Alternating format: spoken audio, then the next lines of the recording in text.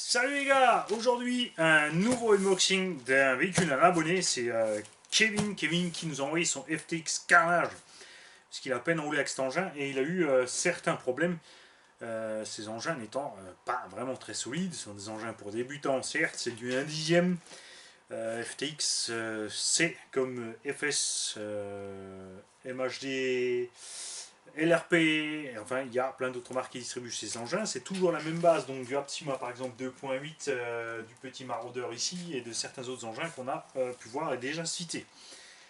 Ces engins ont plus ou moins toujours les mêmes points faibles, à savoir principalement déjà le problème de la couronne. Il existe chez ZD Racing une couronne métal, mais il y a un abonné qui m'a dit que ça ne se monte pas, le slipper n'a pas les mêmes entrées et sorties de tif. Par contre, il faudra très certainement récupérer là-bas la couronne. Et ça, on va voir si on peut faire une vidéo là-dessus, si on a l'occasion de mettre la main sur tout ceci pour le modifier. Sinon, reste l'option que j'ai faite sur le Optima 2.8 qu'on avait ici, c'est-à-dire de monter une couronne de Kyosho Fox avec des patins de slipper du Kyosho Fox. Voilà, nous allons donc sortir ce pauvre petit FTX de là.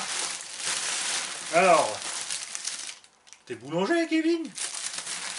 Elles sont où les baguettes? Ah, il est sympa lui, il me fait saliver avec du pain, avec des sachets de pain à baguettes. Et puis il n'y a, y a rien, il n'y a pas de pain. Comment ça, il n'y a pas de pain? Alors, on va mettre ça de côté. Kevin m'a tout envoyé. La boîte d'origine et tout. Alors, ceci est le FTX Carnage Brushless. On va un petit peu lire vite fait la boîte. Qu'est-ce qu'elle nous dit la boîte? Alors, on a un slipper effectivement, donc avec couronne plastique. Des différentiels à pignon et des sorties métal résistants. Ça, c'est inquiétant comme descriptif. Petits amortisseurs en plastique, un petit Hobby-Wing 120 ampères rebadgé autrement. Donc, disponible à 18 € chez Goul RC. Un petit moteur 4350 kV en 36 par 50. Donc là aussi disponible chez Goul RC pour 15 à 17 €. Et des carnans CVA métal par contre, puisque le FTX Carnage, contrairement au Buggy, a des grosses roues. Alors, brushless 4 roues motrices 2,4 GHz RTR. Ce que j'aime bien déjà, c'est qu'il n'y a pas d'indication de vitesse à la noix écrit dessus. Ça j'aime bien. Je ne suis pas absolument pour les indications de vitesse sur les boîtes. Enfin, si ce sont des vitesses acceptables, je veux bien. Par contre, le reste, non. Alors, pensez aussi quand on met les machines, toujours, moi j'aime bien avoir un petit mot dedans avec les détails de ce qu'on veut, le nom, l'adresse, tout ça.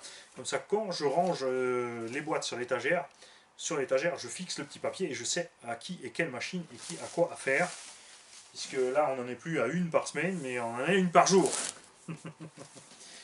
Alors, on a vraiment tout, on a même la notice.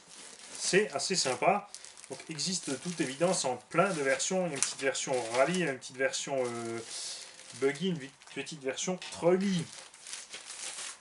On va mettre ça de côté.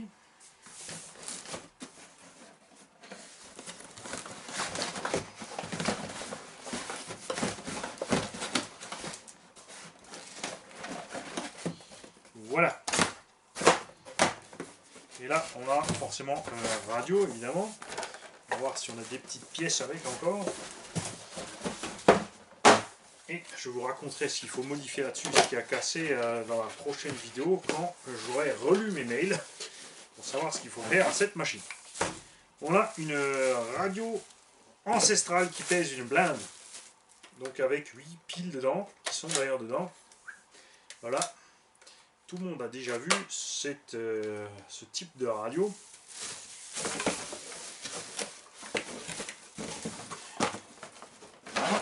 Alors, suspension à l'avant trop molle, à l'arrière l'huile trop raide. Ça c'est clair. Niveau look, on aime ou on n'aime pas. Moi je suis pas spécialement fan. Ouais, on est une taille en dessous d'un Buggy 1.8, c'est sûr. C'est un vrai petit monster ou truggy 1.8, ce que vous voulez.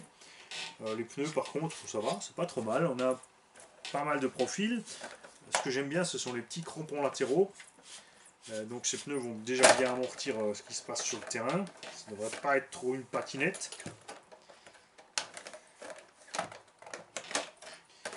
Carrosserie hyper souple, hyper molle. Celle-là, je pense pas qu'elle va faire de vieux os sur les retournements. Surtout qu'on a, alors à l'avant, on a un chouette petit pare-choc. À l'arrière, 0 pointé protection. Ça, c'est regrettable puisque quand on tombe sur le cul, c'est la carreau qui prend tout et c'est l'essieu arrière qui prend tout. Châssis en plastique. Alors là, on est total dans le plastique. On a donc typiquement ce qu'on a vu sur le Aptima 2.8, c'est-à-dire que la grosse ouverture sous le moteur, que j'arrive pas à comprendre en fait. C'est le meilleur moyen de rester embroché là-dessus. C'est assez étrange. On a un diff arrière hyper libre, un diff avant méga libre. Et un sale bruit. On a clairement déjà un problème sur la transmission qui nous vient, je dirais, a priori, a fortiori. Oula. Donc le slipper tourne et c'est l'arrière qui déconne. Donc je partirai sur un pignon d'attaque. Alors on sent ça à l'avant, mais à l'arrière aussi. Alors on a quelque chose ici. Donc très probablement le pignon d'attaque arrière. Mais c'est ce qu'on verra au moment du démontage. C'est donc bien l'architecture qu'on a dans ces deux engins là, sauf que on a le châssis plastique et tout, on a la transmission qui est par contre protégée, on a un petit cache sur la couronne, c'est pas mal, j'aime bien. Donc de ce côté on devrait être tranquille, sauf au niveau de la solidité. Le moteur est vraiment rikiki, mais c'est vrai que je vais me rapprocher, je parle et vous voyez rien. Le moteur est rikiki, mais c'est un poids plume, il ne devrait donc pas y avoir de problème de ce côté-là. Est-ce que ce machin est waterproof? Il n'y a rien d'écrit de waterproof sur le site. Include waterproof electronics. Parfait. Ce petit machin est donc a priori a fortiori waterproof. Cerveau de direction pignon plastique. Et le sauve-cerveau donc pas réglable qui a son petit circlips ici. On est vraiment donc bien sur exactement les mêmes bases que les deux engins là-bas. Tout ce qui est amortisseur, suspension, les plastiques ont l'air corrects. Après ma foi avec ce petit poids ça ne devrait pas être un gros problème. Par contre ouais, le châssis qui travaille dans tous les sens, c'est assez impressionnant et c'est clairement trop faible. D'un autre côté après en flexion comme ça il tient bien, ouais ça va. Alors, nous allons évidemment opérer cet engin avec la caméra allumée pour voir ce qui se passe à l'intérieur et voir si on peut renforcer ceci pour que ça n'arrive plus à Kevin. Et on va travailler aussi sur une protection arrière parce que là c'est clairement nul. Si on reste accroché à l'arrière, on défonce tout l'arrière, c'est complètement bête en fait. On va voir si on peut monter le pare-choc qui est à l'avant. Est-ce qu'il serait adaptable à l'arrière? Non, il manque la lame, le châssis n'est pas assez long. Mais on se penchera là-dessus. Merci à toi Kevin de m'avoir envoyé cette machine. Ça j'en ai enfin une en moins, parce qu'on me pose plein de questions sur les FTX et machin et bidule. Et je ne peux pas répondre, puisque je n'ai pas eu l'engin en main. Faudrait que je vois ce que ça coûte. La qualité là, je dirais que c'est assez moyen.